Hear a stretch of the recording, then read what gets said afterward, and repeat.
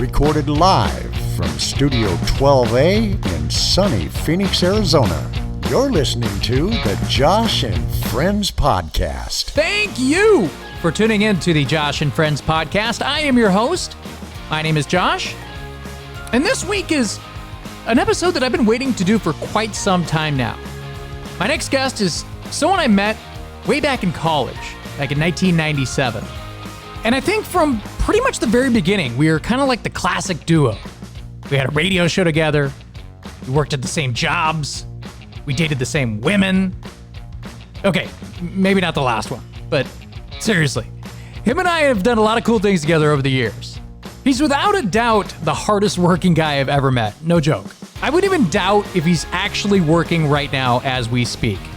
I'm probably cutting into his 12-hour workday, so I better get this going. But he's a great guy, a fantastic father, and one of the closest friends I've had for over 20 years now.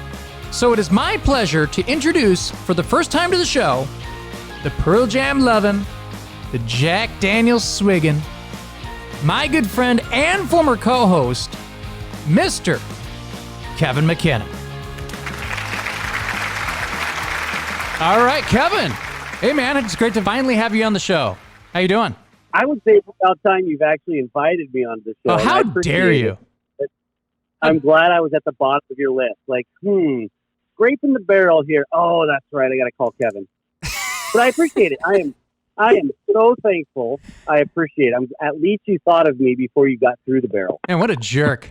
You know, the reason why I didn't have you on is because I wanted to perfect the audio. I clearly haven't done that. The audio still sounds like shit. But, you know, at least we have you on this time, and hopefully it sounds listenable at least. No, I appreciate it. Just it reminds me of the, the bird radio days. Exactly. Now, so how you been? How your wife and kids doing? Wife and kids are doing fantastic. Everybody, wife is working extremely hard right now during these, I guess they're difficult, weird times that are going on, and the kids are struggling through the fact that they don't get to see their friends. They don't get to play every day. But we're all surviving. Everybody's doing well. This is the summer that the boys are going to learn how to water ski, so they're excited about that. And, nice. We're excited to be able to go out on the boat a lot more often than we have been because everybody's working from home for the most part. Right on. How old are your kids these days? Oh, they are. So my oldest, Vance, is 9, turned 10 this year, and then my other one just turned 5 years old, so he's old enough to finally go to kindergarten. Right on, Another man. 13 years to pick him out. I'm sorry, did I say that out loud? So you did mention your boat and water skiing. I got to ask, did you ever get your boat fixed from last year? Oh, since you broke the top, you and your brother when you came in to visit? No. Yeah, I haven't seen you since last summer. Yeah, last summer when when you took us out boating, that was kind of nice. It didn't end like the best, but yeah, you got to tell that. You got to tell that story. Every good boat operator has to hit a bridge at one point or another. Just ask Vic. Hi, Vic. You hit a bridge. No, but I feel like I'm partly responsible for that because like we were all. No, not at all. Actually, I was facing you. I was facing the bridge, wasn't I? I can't remember. Right? No, I think you and your brother were facing me. Heather was driving, and I was trying to show you guys how cool it was to take the boat under the bridge and be able to touch the bottom of the bridge because you get so close. Yeah. And we had done it probably half a dozen times that summer already. It unfortunately, and really, alcohol was not a factor, which is right. Kind of the scary thing. We just forgot that we had left the bimini top up, and we were going really slow, so that was good. It still did enough damage to where it creased the frame. It's still usable. I mean, we used it on Mother's Day. We went out and the boys went swimming. So it was one of those moments too where it was like really uncomfortable because I was like, oh man, this is not going to be cheap. Heather was being like very calm and everything, and then she gets off the boat, and then you're like, oh man, this is not going to be good. Yeah, no, it's but it was really nobody's fault. Right. It was one of those things to where I had forgotten it was up. She wasn't really paying attention because we were all having a good time. The boys were super excited to be able to because they wanted to show you how they can touch the bottom of the bridge with their hands. And no, it was cool, it man. is what it is. Yeah, it was fun. Hindsight, who else can say they hit a bridge with their boat? Exactly. And didn't think. Exactly. And that's why I have you here, because boy, next to you and Lee and Ryan, probably have more stories. Yep. I might have more stories with you than anybody. You know, at this age in my life, I don't know that I can remember most of them. I can barely remember what happened about 2 hours ago. Well, that's why I'm here to document as much as I can, because we're all losing our memories like very quickly. So, but yeah, so back to your place. You have a nice place right on the lake, Lake Tapps, correct? Oh yeah, thank you. Yeah, it's coming along. It's, you know, got a lot of work to do, but yeah, we're extremely lucky and happy where we're at. So yeah, being quarantined on a lake, there's worse things that can happen as far as being in a quarantine situation. I wouldn't wish this on anybody. It sucks. I mean, we've got kayaks and a rowboat and electric motor. We can go fishing. You know, we can take the boat out and anchor and barbecue on it, and it sucks. You know, don't get me wrong. It's the worst living possible. So yeah. It's fantastic. We really are lucky. I mean, Vance was out riding. He has a little dirt bike, and he was out there riding it between the front of the house and the back of the house and up and down the drive. I mean, you see, we got a lot of land here, and so he was tearing up and down the driveway with his dirt bike, and you know, that's awesome. There's no shortage of toys at your guys' place, and it's funny because, dude, you are a hard worker. It's not like, you know, it's all fun and games. Like, you're mostly working. Trying to schedule you for this podcast itself was like a nightmare. It was like, I need 45 minutes of your time, Kevin. You're like, I might be able to pencil you in right now, and I'm like, okay. So I'm glad that you can pencil me in. No, come on. I appreciate the fact that you worked with me. Like you said, I'm actually sitting at a job site right now in the box van while the guys are outside. I knew it. I knew it. I knew you were still at work right now. I am. And if they come up to the truck, you know, if I suddenly change the subject to, I'm going to need 15 more 2x4s, just go along with it, okay? Oh, man, hilarious. You know, how long have you had your business now? The current business I've had for about 3.5 years. Right, but you've been doing what you've been doing for quite some time now, right? Yeah, we're probably going on 12 to 15 years now, and my old company is still going strong. So awesome. I guess there's something to be said about that. You know, there you go. That one off. I mean, even when we'd go on vacation, you'd be like busting your ass with the boat and like, you know, getting stuff done. Just always kind of like working on something. But just to back up like in time, you actually went to Green River Community College, correct? Yeah. Yeah, but got my radio stuff there. See, I went to Green River, you know, at the time we didn't know each other, but it was when you went to Central, and then I went to Central. That's when we actually met up, right? Yeah. So, yeah, you were a year behind me at Central. So I went through Green River. I did that in like 19 months. I wanted in and out of community college as fast as I could. So. Yeah, I did the part-time job pushing grocery carts and bagging groceries while I was, trying to get my AA to transfer over there. So it took me a little while. Do you remember when the first time that you and I actually had a conversation in college? No, it probably went something along the lines of, who the fuck are you and what are you looking at? And that would be you saying that to me. No. So you remember where there was like a couple different Newswatch classes. You know, we had this major that we had in, and you know what? I'm just going to say this right here and right now. I sincerely mean every word of this. Meeting you was one of the best things that's ever happened to me.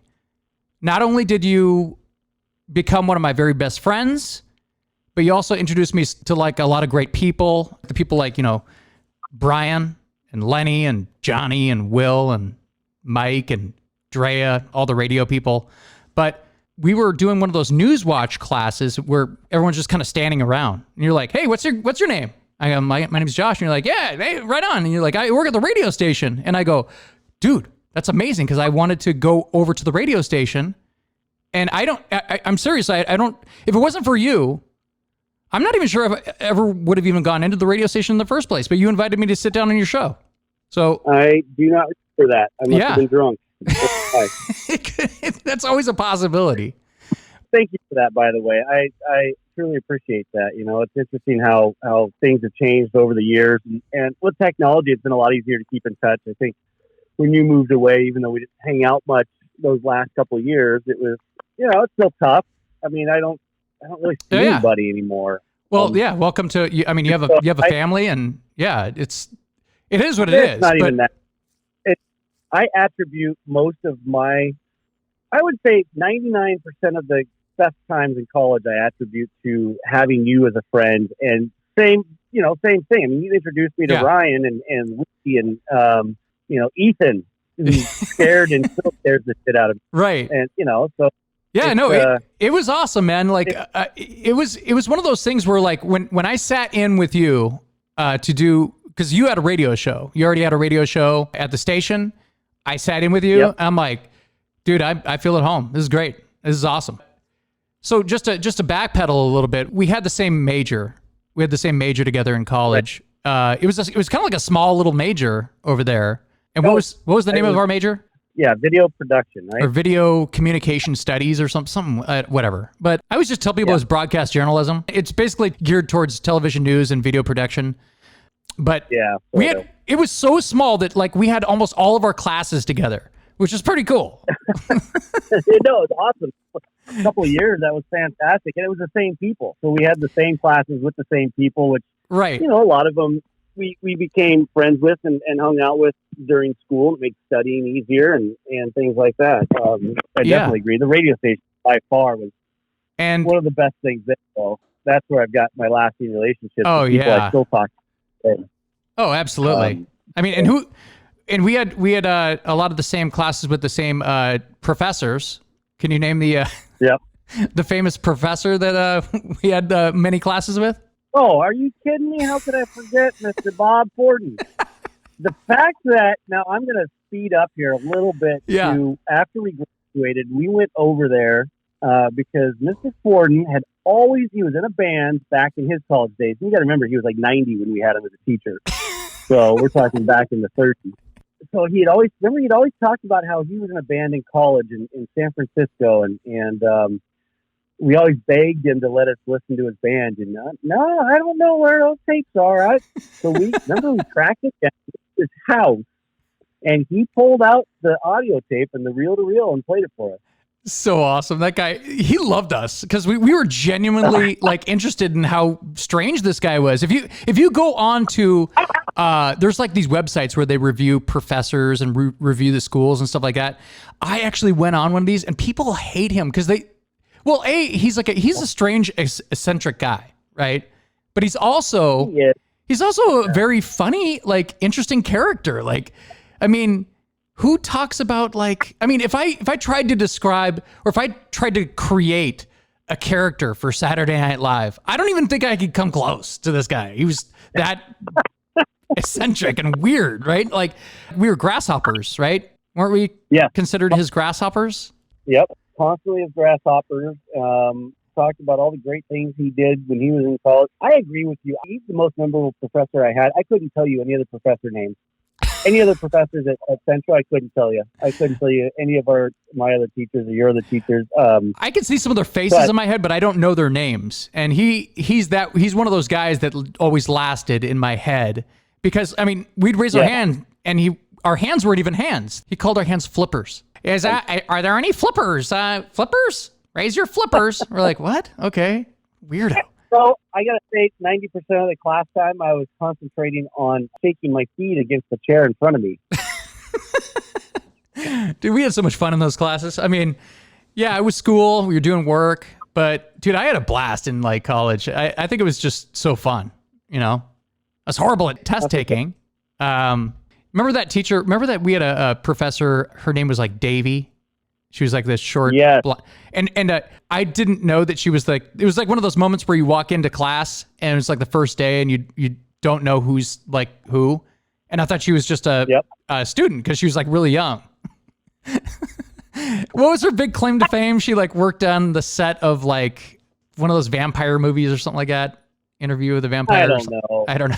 And she all thought she was like highfalutin and stuff like that. And like you and I kept going like, You're a professor at Central Washington University at a very young age right now. Like, is that good? Like, I don't know. Gave up the Hollywood career for this. Good to go. Way to go. Yeah, great.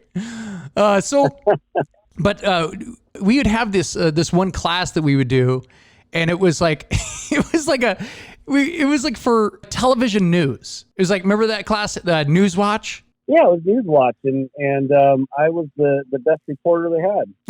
You were amazing. I'm sure that he still plays that clip, the bloopers clip of you on that. So we would have to practice. It's not like we'd practice all week, but we'd have all these different we'd have all these different stories, and we'd have to, read them it was like a real newscast that like lasted, I don't know what it was, like 28 minutes or something like that, whatever. I think it was 23 minutes, and it was, we had to pretend. It was recorded, but it was live. Remember, we only got one shot, and if there was any mistakes, it didn't matter because it was live television, even though it was recorded, and whatever you said, that's what went out. That's the tape that he sent to play on the local cable station. Exactly. So here we are. We've got to be about 20 minutes into the broadcast, and it's amazing. We might not have ever had a better broadcast than this one, and that was partially because of you. You had a fantastic day. That was Trotter. Come on. Well, it was you and Trotter, right? It was you and Trotter? It was me and Trotter, and I think it was Lena or Mike Wells. One of them was doing sports. I was just watching this old clip. You weren't on it, but it was Trotter was the main anchor, and Mike throws a story to him, and Trotter turns his back, and he's like, yeah, thanks, Mike. And I was like, oh, it's so great. You have to kind of know these guys to know how great that was. It was so funny. Like, he totally turned his back. It's so bad. Anyway, but yeah, so we get deep into this broadcast, and then Kevin reads this story. He's reading this story about fire trucks. I believe it was a story about Kitikat County acquiring new fire trucks, and I was getting towards the end of the story, and my tongue got twisted up, and instead I said Trier fucks. And I think I said it again. Maybe I only said it the one time, but the groaning coming from the control room. So I just remember I was camera 2 on this. I was the cameraman number 2. I look over. Because I have the full shot. Someone else has the other side shots, and I look over and I just see Trotter. He goes, and he looks away, kind of rolls his eyes, he's like, "You got to be kidding me!" It was just one of those moments. It was just so fantastic. But it's funny because Fordan loved it. He loved it. He thought it was the best because it was a. It's an honest mistake. It's not like you're sitting there trying to say Trier fucks on the air. And then of course, then we had to turn around and we had to air it later that night. So that was fantastic. Yep. Got to watch you live on TV, say Trier fucks. So that was fantastic. And it didn't even get bleeped. Oh no. Oh God, no. I'm surprised we didn't get fined. Stories that were on that thing. Yeah, at Newswatch, that was an interesting time doing those videos. Kind of like when you and I put together the PSA for the drunk bus. Yes, exactly. Yeah. How do you explain the drunk bus to people?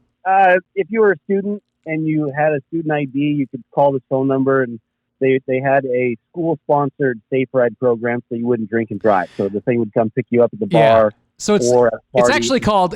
It's actually, nobody calls it this, but it was actually called the Safe Ride Service. Yeah. And the story I, of course, remember the most from that is, we would record our friends in serious ads, because we had to make them serious. We weren't yeah, take the drunk bus, woo, yeah, we'll get you home after being drunk all day at a party or whatever. So instead of doing something like that, we would be like, all right, it's the Safe Ride Service. So I was like, you know what, we should end this with, come on and take a free ride. Oh, how perfect is this, right? This is the song was made for this ad. But then, remember what I had to do? I remember. That's where I was going with that. Is Fordan goes, being Mr. Copyright. He goes, well, that's kind of one of those things where you should probably get the rights to air that on the air. And I go, what? And he goes, yeah, that's copyright. You got to make sure that you're able to air that. And I'm like, oh, okay. He goes, so look up who the label is and give them a call and see if it's okay. And I go, okay. Yeah, all right. So I found out that it was Epic Records. And then I had to call like 4 different people to try to get like someone on the phone. I finally called this guy. Sounds like he's busy as hell. And the guy, he goes, what, who are you? Where are you located? And I go, Ellensburg. And he goes, where the hell's Ellensburg? And I go, it's Central Washington University. It's kind of like in the middle of the state of Washington. He goes, look, kid. He goes, if a tree falls down in the middle of the woods and there's no one there to hear it, does it make a sound? And I'm like, what? And then the guy hangs up, and I was like, oh, okay. All right. Thanks. I don't know what kind of answer that is. But yeah, but we used it anyways. We did, but Fordan remember, he wasn't going to let us use it because you didn't have written authorization. And we were like, yeah, the guy won't give it to us. We contacted him, you know. I think I don't know if we just made it anyways and then just kept it for ourselves. I have no idea, but we made 2 of those videos. So I don't know. I just don't feel safe walking home alone. That was that Ryan? I just don't feel safe. Colin Walker, remember? Oh yeah, we had a couple people do the same thing. We're like, I just don't feel safe, like riding home. Oh man, those were the good days. Yep, that was fun. But it's like Drunk Quest. Before you change the subject off the Drunk Quest, the best part about it was we knew the main driver, and so the bus was supposed to pick you up from the bar or party and take you home to your address, very strict rules on that. Very strict rules. Yeah. We always seem to change our address, and it's like we moved every Wednesday, Friday, Saturday. Well, where do you guys live at today? Oh, down at the Goat House. It was so great. South side of town. And then Drea was the driver, the poor driver. We had her pick us up at like Rygate, where Ryan lived, or wherever we were. I don't know if we were at your place or whatever. And she comes to pick us up from the house. And then we're like, yeah, we live, there's like these little apartments above the bars downtown. We're like, that's where we live. And they're like, she's like, oh God. And she's like our little sister. So it was just so fun. She's like laughing the entire time. She goes, I could get in big trouble for this, guys. We're like, oh, who gives a shit? This is the drunk bus. Come on. So like, she's like, okay. And we're like, so she dumps us off and we act like we had to walk like into one of those doors where we're going up to one of the apartments. And then she had to drive off, because then it wouldn't be her fault. And then we walk around to the bar. It's so ridiculous. Basically, always to the Mint. We were always going to the Mint. Yeah. Well, we didn't start out at the Mint. We always ended up at the Mint and standing, and I got off the line every frickin' time. But it was Ellensburg. It was so great. Yeah. So like, it was funny because like that place was such a kind of a cool little place. How many bars do you think there were in like a 1 mile radius? I mean, it was pretty fantastic. 1 mile? You're talking 2 blocks, because between those 2 blocks, you had the Palace, Founders, not the Brick, the Tav, what was the one right next to the Tav? The Oak Rail? Oak Rail. I remember I wrote this down one time. We would start at, this is so ridiculous. We would start at the Tav. We'd go over to the Palace, and then we'd go up to Pounders. The Pounders one was like up these giant steep stairs. I have no idea how that's illegal still to this day, or how many people died at that place. But were you there with me the night and if Ned listens, I'm sorry, Ned, I'm throwing you under the bus. When Ned got kicked out of Pounders. Yes. Because I think I talked about this with somebody else. It got so cold in Ellensburg, especially with the wind. Yeah, the wind. So everyone would bulk up. We wearing just giant layers of clothes. And then after a while, and we're poor college kids, we didn't give a shit about anything. We'd bring in like bottles and cans of our own alcohol. Not like anything was expensive there because it was dirt cheap, but we're still college students. So yeah, you still want to keep your blood going. Yeah, so didn't he? you gotta tell the story of. No, you brought it up. We hike up those stairs into Pounders, hence the name Pounders. I'm going to say it one more time. Yeah. And Ned, being the crafty, thrifty guy he was, and we're wearing our big thick jackets because it was probably close to wintertime. Brought in he brought in a couple Coronas, and I'll never forget the beer because they were Coronas in a bottle. And, so we sit down at a table and order a couple And this place beers is not and Ned big. cracked- This place is a tiny little place. Oh yeah, real small. So I think you and I ordered some beers and sat down, and Ned cracked open a beer, and we got back to the table and started drinking. And I think he got 1 or 2 beers in, and the bartender finally came over and said, "All right, guys, I'm gonna have to cut you guys off and ask you to do something along those lines." You and I are looking at the bar. What? We just got here, and he goes, "Guys, the bar is called Pounders," and he just looked straight at Ned, and there was like 2 or 3 empty Corona bottles on the table. And we're like, It's so and easy Ned's to check, too, because you could just go, okay, well, here's your tab. We don't have these on your tab. But it's funny. I love that guy. I love that story. I don't know if he remembers that story, but it was pretty great. Not. It's pretty great. Things that we remember other people don't. Yeah. Especially like us, like you certainly got me drinking more than I ever did before. That's for sure. And you know what?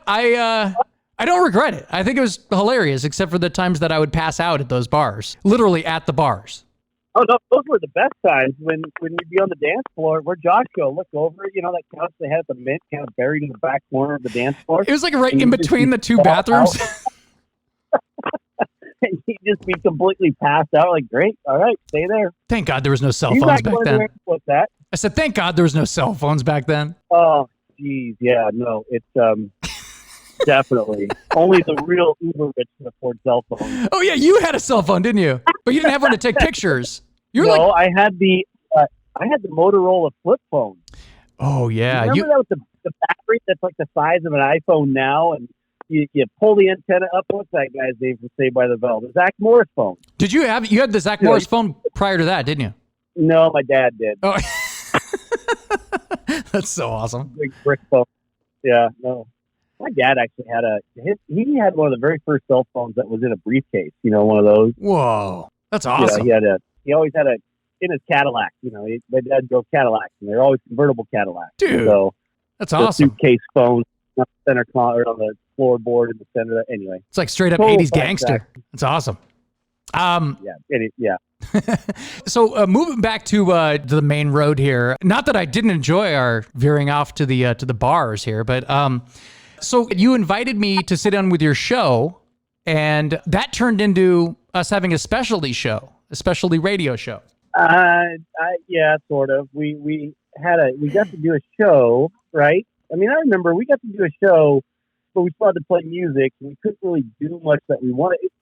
We had a standard slot. It was so ridiculous because I didn't understand that. There was so much stuff that you could fill into our show. So basically, okay, the name of our show was On Your Knees. It's kind of like one of those double entendres for, falling to your knees laughing, and then the obvious other meaning, because we're dumb college students. Come on. And it was Kevin and Howie. Yeah, On Your Knees with Kevin and Howie. Yeah, but what were some of the... so ridiculous. So what were some of the dumb radio bits that we would do back in the day?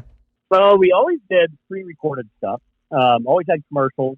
Right. Not really any parody songs, all parody commercials. One of my favorites was Bob the Duck Goat when Bob would call in.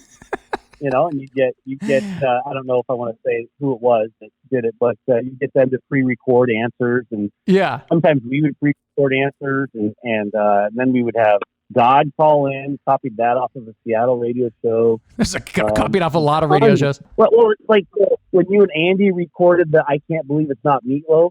Oh, yeah. One of my favorites. Yeah. That was a classic. 910 special. Yep. Yeah, and we actually got in trouble for one of them. We nearly got banned, didn't we? Oh, yes. That one got us. Yes. That was really bad. Well, it's funny because it wasn't that bad except for, just talking about the Navy and stuff like that and, what they're known for and everything like that. So you were instructed to not only not play it, but erase it from the little mini disc player that we had. And you told me that, and I'm like, dude, no. I go, we got to record that before you erase that. I go, you can erase it, and you're like, okay. And I'm like, you were gonna erase that forever. And I was like, no, man. So like, I still have that. We're not gonna play it, but but I still have it. So and then we got to interview Bill Bellamy. Do people know who he is now? Yeah, Probably not. You got to watch. All they got to do is watch Any Given Sunday. Yeah, right. Right. We were talking about that movie before it even came out, right? See, he was like talking about how he's like a wide receiver or something like that. Yeah, that's right. He was going to be a wide receiver. He was. They were in production, and they were getting ready to start production for that movie.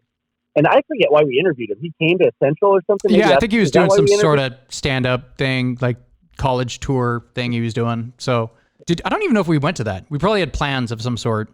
We might have got, who knows? Again, I was probably drunk. I like how that's your go-to for everything. I don't know. I was probably drunk. Well, when you schedule all of your classes to start no earlier than 10 a.m., I'm surprised they even graduated from Central. So I remember graduation, and you were all dressed up, suit and tie, and I wasn't in a suit, but I was definitely dressed up. Like I had, kind of like a dress shirt on with a tie.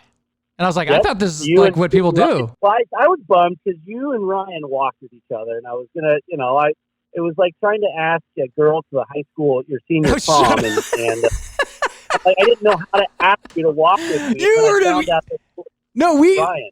So we came there with it was me, Ryan, I think it was Elena and Nicole, just because we all lived in the area. So we were all going to meet at the location, and then you guys were all already seated in this big giant section or something. I can't remember what it was, but we're like, okay, well, there's no seats for 4 people, so we got to just sit somewhere.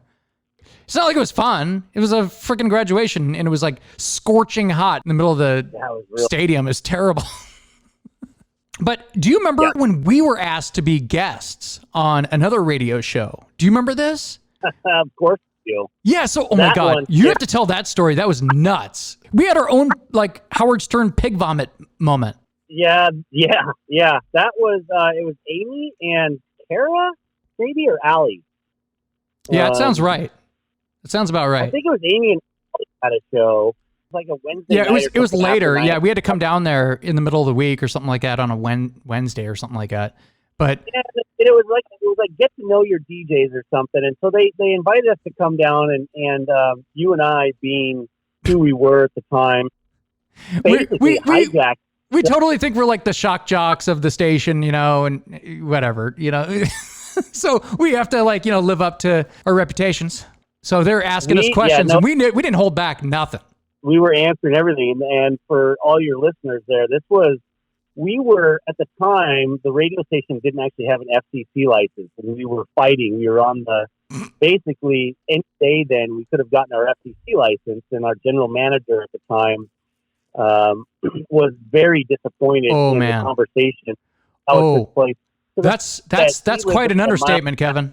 That's quite, I mean, how do you describe Chris Hall? So Chris Hall was he's kind of like a Ned Flanders, maybe, like a very straight edge, polite, quiet, like mild mannered, wouldn't you say? I mean, very reserved, very, calm. And that night he was anything but any of those descriptions. He was out of breath, and basically he was ready to he wanted to kill us. Fire us.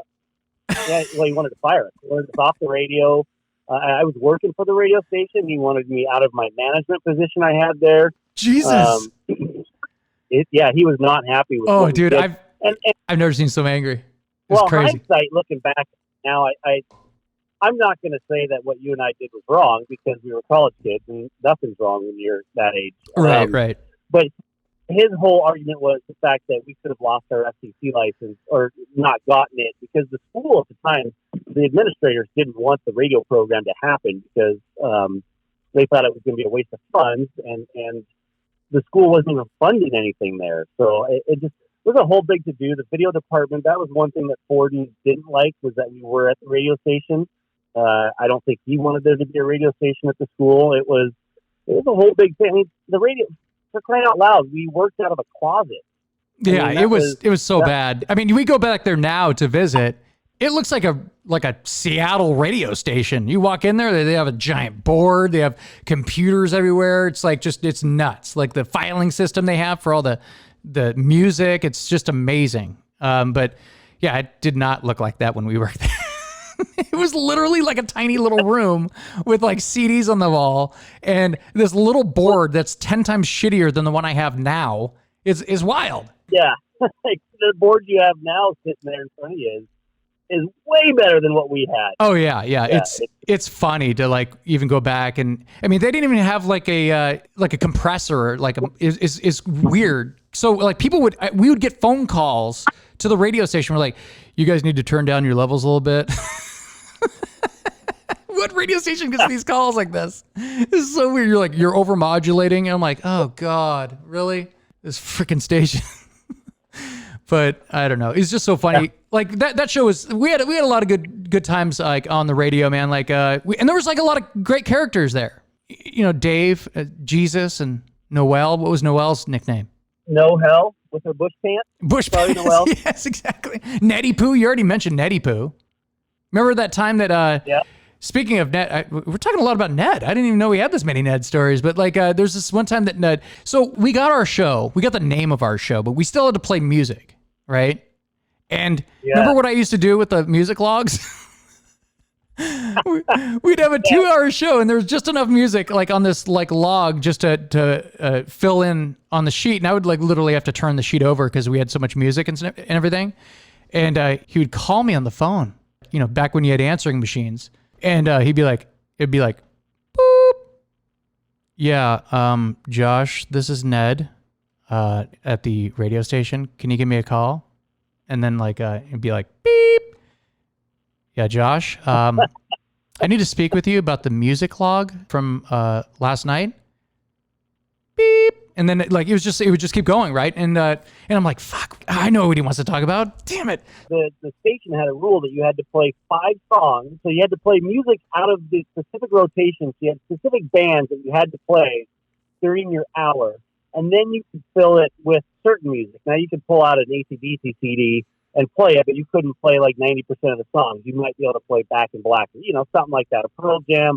You weren't allowed to play any of the Pearl Jam songs except for maybe Porch or, you know, some obscure song that nobody's heard anything. So we'd go in there and we'd pick out all these CDs, and then we would be like, what are the shortest possible songs that we could get this over with in like 10 minutes? And we'd pick out like 1:35 songs, 2 minutes, you know, whatever. And we just pick out all the punk rock music. Yeah, a lot of the songs in rotation, we definitely always had our favorites that we would play. And then I like the DJ Krill after us. And DJ the Krill. Either when he would come in, he didn't quite know how to take us because it went from our show, which was an evening morning show, you know, like that. Right. Really, and then he did like a full on techno show. Right. So he's kind of like first off, he's kind of like an introvert, kind of very kind of you know, keeps to himself, and we're like just woo. And we're like, all right, on your knees. And we'd be like, time for so fucking what? You know, like, and we'd always end our show with that. Or like you were saying earlier, the Fire, Water, Burn, but we wouldn't play the regular bleep version of that. We'd play the donkey version. It was way more fun. He's like, burn, mother, burn. It's so great. So ridiculous. You remember Brand Van 3000? That was like the one techno song we would play. Old school. Old school. New school. Bob your head to the mid school. Old school, new school, even in between school. What you gonna do when you get out of law school? So the other day I'm driving down the road, my kids, we were listening to 90s on the radio, and Chumbawamba came on. Like, I love this song. My son looks at me, really? Like, you like this? Oh my God, this is a great song. And kind of gave me this goose look the whole time. That must be cool, like having your kids like discover songs that, you know, we used to even play on the radio back in the day. Are there any like songs that he really loves that we used to always play that, you know, that now that he's liking, enjoying? No, my oldest is I'll get into that in a second, but I got to give a shout out to, now that I think about it, who was the one person that always requested Chumbawamba? Always. Would call to our show weekly. And that would be the one and only Mike Wells. And loved it. Always supported that. Mike Wells. Isn't he working at ESPN now? I love you guys. I think he's play my song. Really, Mike? That's so funny. Yep. So my 9-year-old actually band, his favorite band of right now is Queen. Really?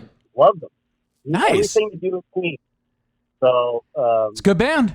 I mean, it's a great band. He'll he'll go up to his room and put on his Alexa and just say, Alexa, play Queen. And it'll play, hours of Queen for him. So good for him. That's awesome, man. I feel like I could do this for hours. Funny, it brings back lots of great memories, but I need beer in my hand. So, well, speaking of bands, you had a band back in college.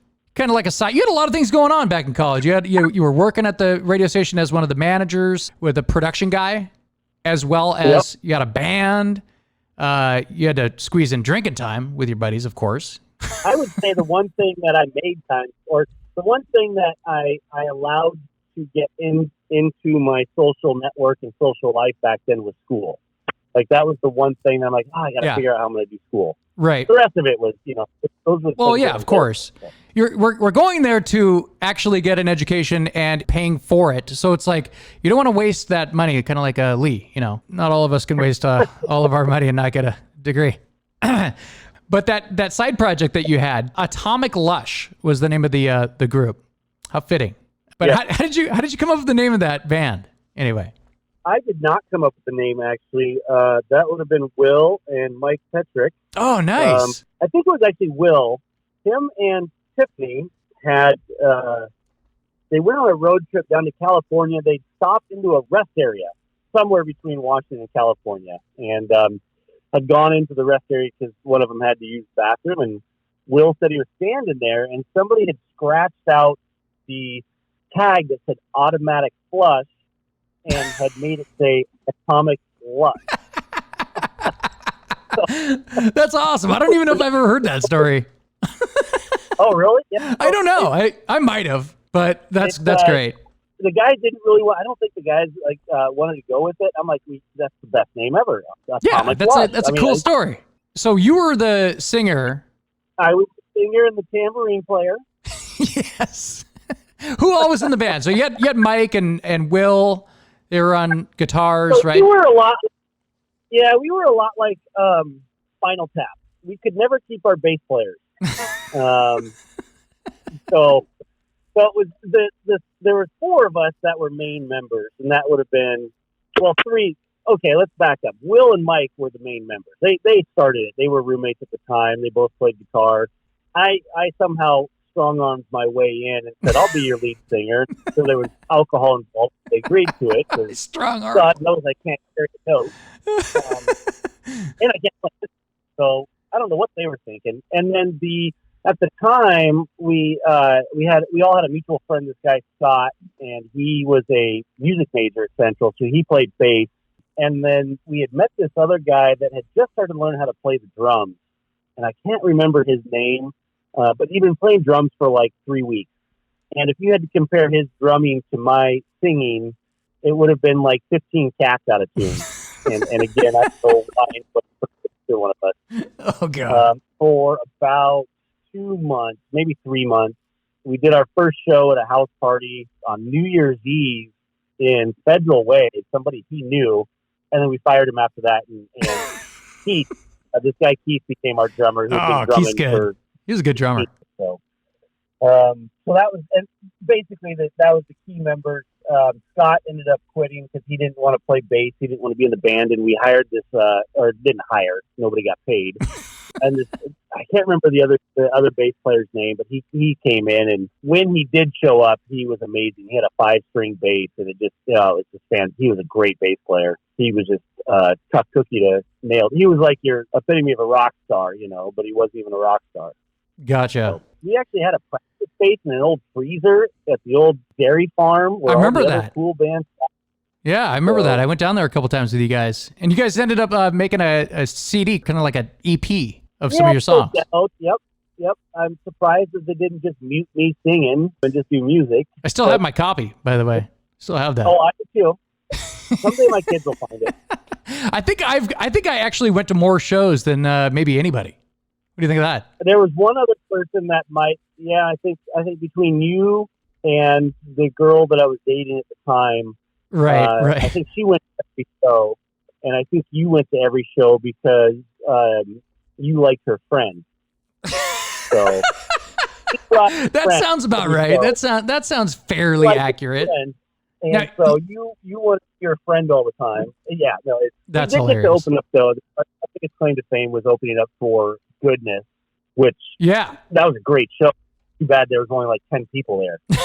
Is that I think that show was the one that you had on February 5th, 1999. Was that on your birthday? Yeah, because you guys took me up on stage and sang happy birthday to me. And I was like, oh, this is great. This is fantastic. I'm going to have to, and all three people up. And when you're up on a stage and you're not holding a guitar or a microphone or anything and you're just standing there, it's like the worst thing ever. And they're singing happy birthday. And I'm like, okay, this is weird. I don't know where to go from here. This is awkward, but yeah. So what a lot of people don't know when we did Atomic Lush, and anybody that is listening that went to college with us and had, the pleasure of seeing the band, I had a ritual that I would usually do, and that was I would go to Safeway and I'd buy a bottle of Carlo Rossi, and my goal was to always drink the entire bottle before the show. Jesus. Your goal? How did that goal go I never for failed. you? Oh, okay. I never failed. Not once. Not once did I ever fail. Oh, God. Well, yeah, you got to hold up your, Atomic Lush name there. Yeah. Got some street cred to tend to there. Now, know what I just remembered? Going back to the radio thing here real quick. Do you remember the time that I was doing my solo show on the weekend and I got locked out of the studio?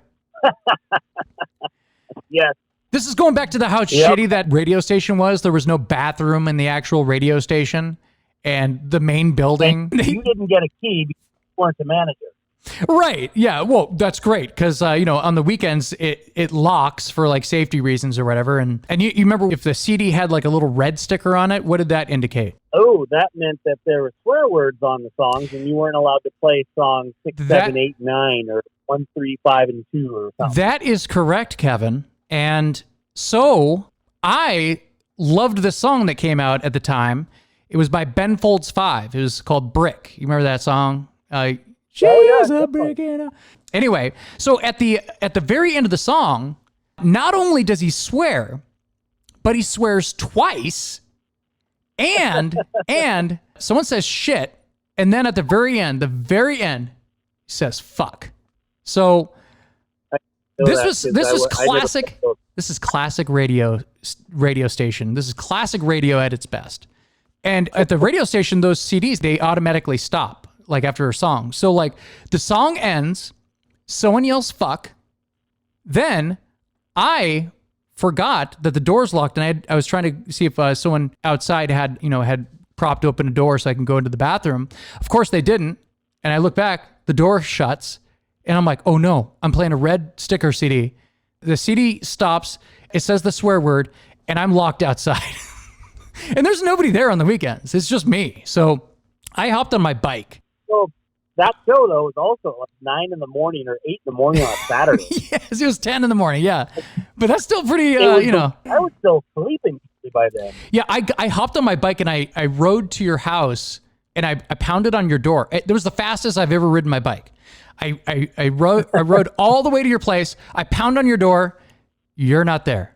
You're at like your girlfriend's or something like that. And I was like, that's great because I don't know where his girlfriend lives. So I head back to the radio station, and this is not like a short little like bicycle trip. This is like a long ways away. So I get back to the radio station, 20 minutes, and I'm like, I don't know what else to do. 20 minutes of dead air. I'm pounding on the door, and this dude, this old security guy, like goes, hello? And I just go, thank you for opening the door. And I like pushed by him and like I ran into the studio and I'm like, I just played the next song. I was like, okay, God, I hope no one was listening just now. And then people were like, well, what was up with that dead air on the air the other day? And I'm like, no! Like people were like actually remembered it. I was like, oh no!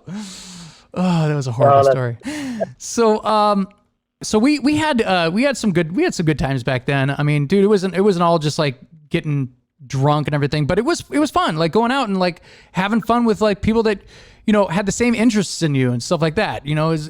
I loved college in that sense where it was so refreshing to be around people that were interested in the same things that you were. Like we were friends with people in the video major. We were friends with people at the radio station who listened to the same types of music and had great parties and fun. It was awesome, man. It was like, I don't know. I just want to say what I loved about it is there was no judgment. You could be who you were and act how you wanted to act and have zero judgment. You know, with that whole radio crew at Central.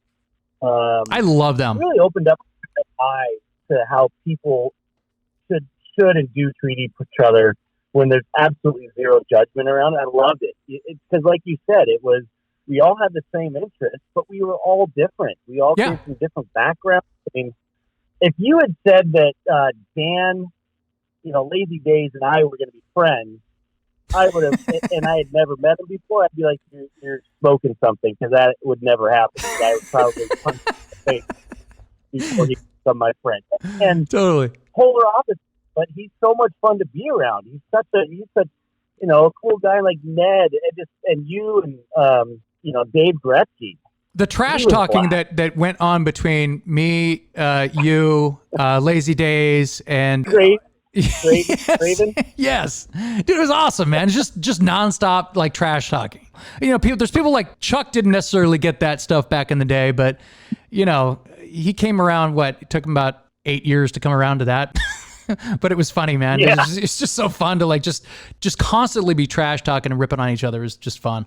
Especially when you have a guy like Craven who could have easily squashed either one of us with his fingertips at any given moment. That guy. Man, he was funny, man. Rest in peace. Gold, so, yeah. Were we still in college when that happened? Were we out of college? Remember, I was living in Sacramento when that happened, and I was on I'll never forget that day. And this is totally going to bring it down. Sorry, but no, it's okay, man. So I was flying from Sacramento to Alaska to go fishing with my cousin, and I was sitting at SeaTac in the airport and just watching the news, and the fires were going on, and they said, 8 or 10 or 12 firefighters, forest firefighters have been killed, and his name flashed up there, and I just was like, what the, because this is before cell phones and text messaging and social media, and my heart just dropped and my jaw dropped, and I remembered I had to make some phone calls. Like, I ran to the payphone and started calling people, because the Craven, so Tom Craven, his brother Tony, which you probably never knew, they were the Craven family was family friends of ours from the time I was about 7 years old. God. And so it was just an interesting.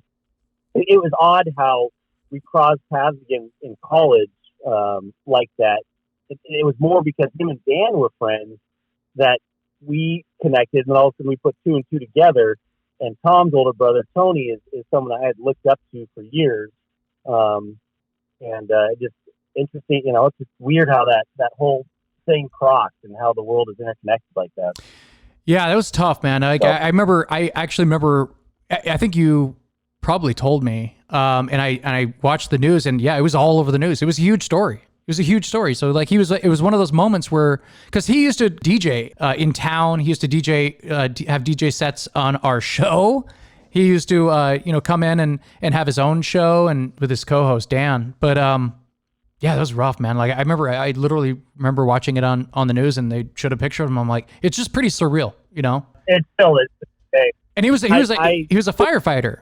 Right. Well, he was a forest firefighter to support his family. He was married with kids. I don't know if you knew this, but he every year, every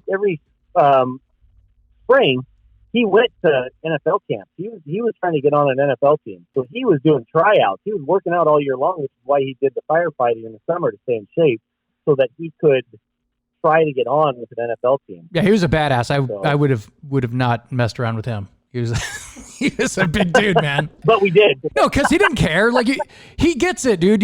Like if you play sports, which you and I both did, which helps because there's a lot of trash talking in sports. You just nonstop trash talking people. That's just how it goes, right? And then you get into like a situation like that where you're talking to like, Crave would come in and just start talking shit. We'd start making fun of Dan. Dan would start like, ripping on us and shit, like calling us gay or something. Like it's just fun, man. Like I don't know. It's just.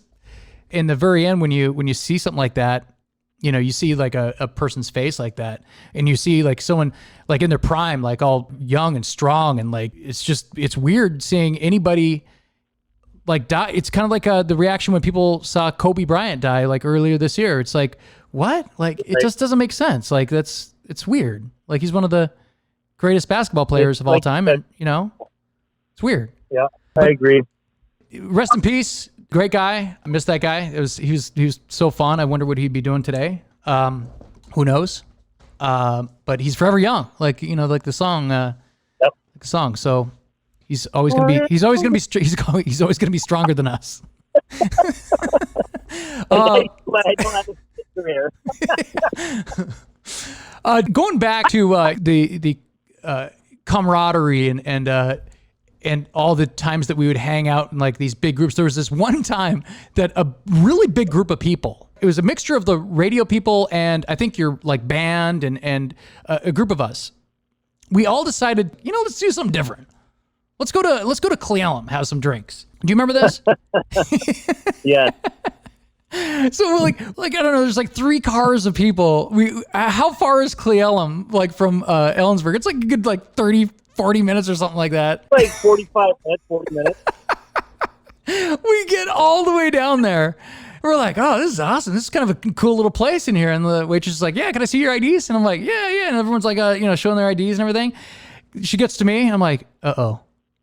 I don't have my ID. But yeah, I think we all could have strangled you. None of us stayed, though, if I remember, right? We all left. No, you guys, dude, it almost made me feel worse. I should have like somehow like taxied it back or something because like you guys totally were like, no, dude, it's cool. Like it doesn't really matter. It doesn't matter where we drink. You know, we just want to like have a good time. And I was like, oh God, this is terrible, man.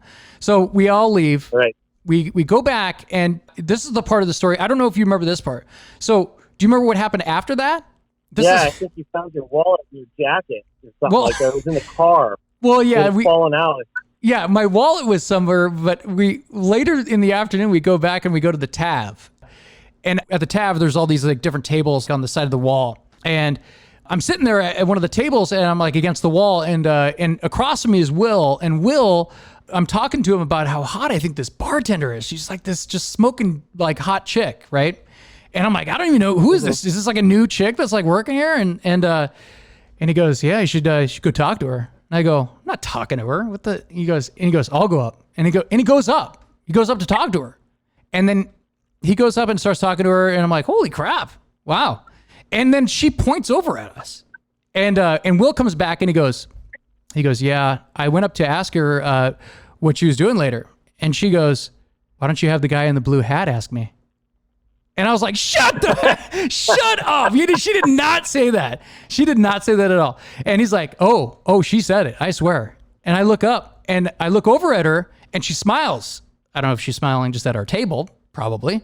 So I walk up and I go up and I'm like all like cocky, you know, because I've had a couple of beers in me, you know.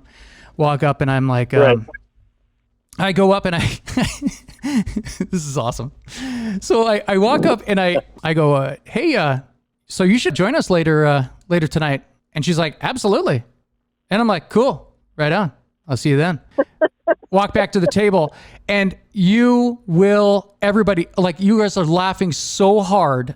I was like, oh no, what's going on? They're like, dude, I totally lied to you. I didn't say any of that shit. I go, she did not say that. I went up there, I ordered a beer, and she pointed over at the table. And I go, oh no, what? And I go, oh my God. And Will's like, he's tearing, there's like little tears coming out of his eyes. It was like one of the greatest things ever, right? And you guys are all laughing like really hard until the girl actually met up with us later. So I don't know, I remember that. It just shows you exactly the kind of shit that we used to do to each other. So I just thought that was a funny story that like it popped back into my head. I don't know if Will remembers that story, but Will always Will was good at making me laugh until I cried. And I'm talking to I'm talking like the past tense here. He's just old now, so you know what's funny? You know how when you picture people like in your head, I don't see Will, and I see him on Facebook and stuff like that, but I don't see Will in person or anything like that. But when I think of Will in my head, I think of him laughing and smiling. You know, like that's a good image to have of somebody. He's always like laughing and like having a good time. And like, I heard those stories from like back in the day were a lot different, but and those came from his mouth. But But yeah, it's always a good thing. Like when you think about somebody and you just think of like someone smiling and laughing. So I got to say real quick, and this might be a story for a different time, but Will actually wanted to beat me up, and that's how we met. So, we met at the dorms, and he thought I think he was on the hunt to punch me in the face for no other reason than he just didn't like me. Oh my God. Well, no, he said that like how he had a bad temper back in the day. Yeah, he just didn't like me, period. And it's changed now, I think. Maybe he's just stringing me along for the last 20 years, but 22 years, whatever it is. And I don't know. Stringing you along. You always think everyone's after you. You don't think like people like you or like, you're hilarious, man. I probably deserved it back then. So we gotta get this wrapping up pretty soon because I know you got to get back to work. But you know what? I will tell you, I cherish that era of time so much because it really was like that was the not only just for us being in college, but I'm just talking about the industry in general. That era we were at like the tail end of the last days of real radio, and I stand by that statement. I mean, check this out. So I went through like a little kind of like a timeline of like how the music industry changed so rapidly right after we graduated college. So check this out. So you and I graduated in 99, and right. The best-selling albums of the entire decade from the entire next decade were the next year in 2000. Isn't that weird? Like the whole 2000s. Was it all Britney Spears? And Justin Timberlake. Yes. So it was NSYNC's No Strings Attached and Linkin Park's Hybrid Theory. Both came out in 2000, right? Those are the biggest selling albums of pop and rock for like the entire next decade, right? Which came out the next year. So like after that, in 2001, Napster peaked. MTV stopped playing videos. The iPod was released. And then in 2003, iTunes was launched. 2004, Tower Records files for bankruptcy. And then 2005, this didn't help things. YouTube was launched. And then in 2006, Howard Stern left for satellite radio. So it's pretty wild.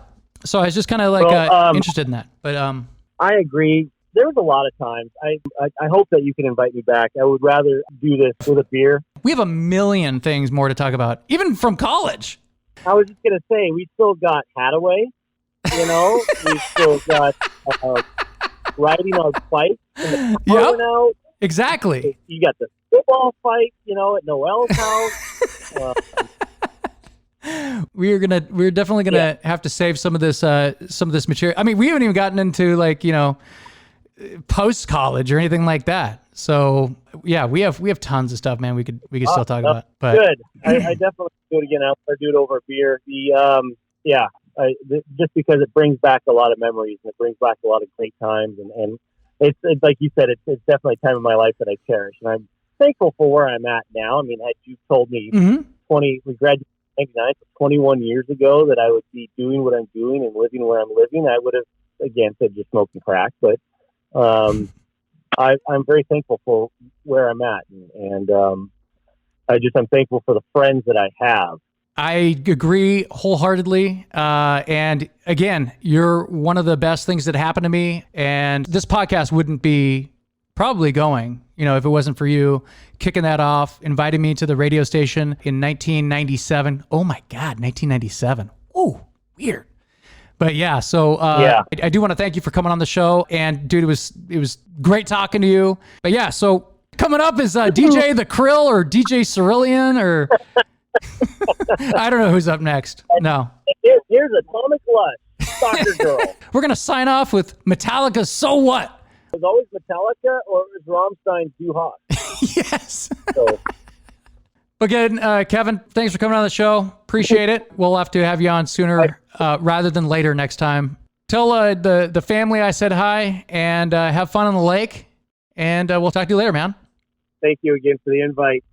Josh and Friends Podcast. See you later. Hey, Bob, how's the Johnson account coming along? Oh, it's going great. Whoa, it smells like ass in here. What do you mean, Bob? I don't smell anything. Phil, I think it's you. Hey, I used to have the same problem. You smelled like ass too? Yes, but I got undie liners from Odor Eaters. Odor Eaters? I thought they made shoe insoles. Not anymore, Phil. Now they cater to people who excessively smell like ass. Oh, maybe you're right. I'll go pick some up after work. Maybe you better go at lunch. Undie liners available at all finer grocers and drugstores by the good people at Odor Eaters. Thank you for tuning in to the Josh and Friends podcast. If you have any questions or comments about today's show, feel free to leave a message in the comment section below. If you enjoyed listening to the podcast, please share away. And make sure you give me a like or a good review. I can always use the help. I'm Josh, and thank you for being a friend.